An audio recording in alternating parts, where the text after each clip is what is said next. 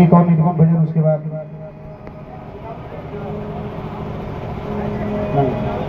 दादाजी के चरण में। घर में कोनो काम होते तो सबसे पहले दादाजी से पूछल जाते हैं, लेकिन वहाँ के नहीं थी, वहाँ के याद में। अरे अंगना दुआर सगरो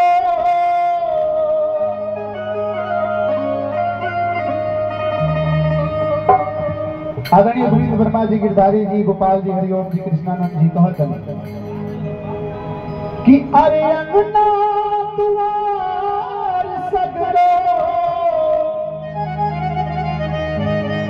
अरे महल अटरिया अरे तोरा बीन नीक नाही, तोरा बीन नीक नाही लागे रे समरिया, तोरा बीन नीक नाही।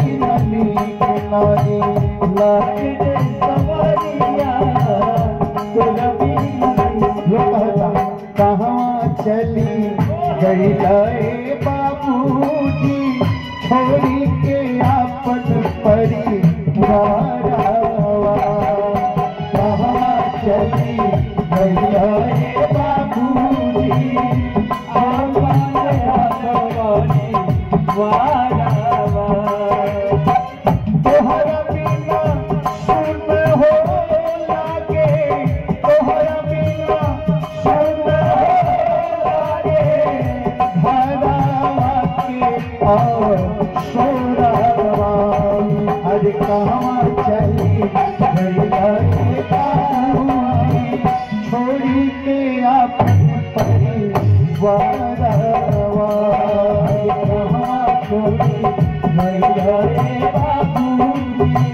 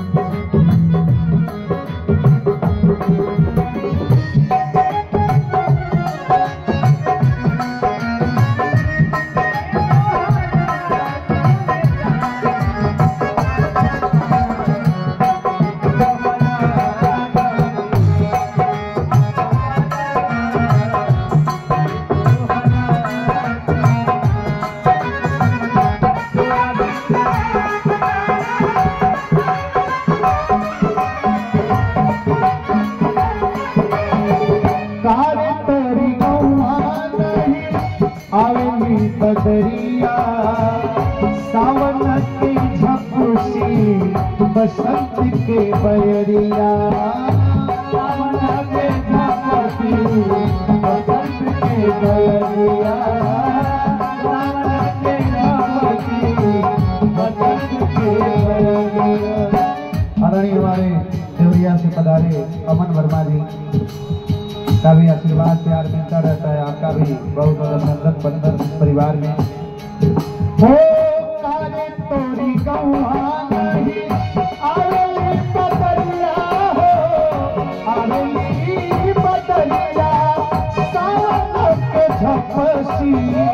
बसंत के बयरिया बसंत के बयरिया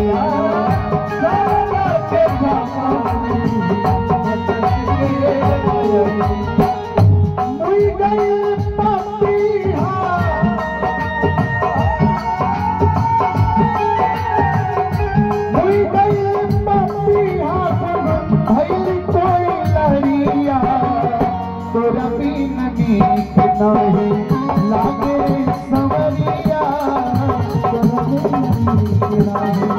लागे सवरिया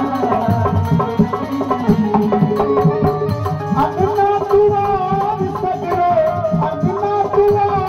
सगरो महल तरिया तरिया सुरती नदी नहीं लागे सवरिया सुरती नदी नहीं लागे सवरिया सुरती नदी नहीं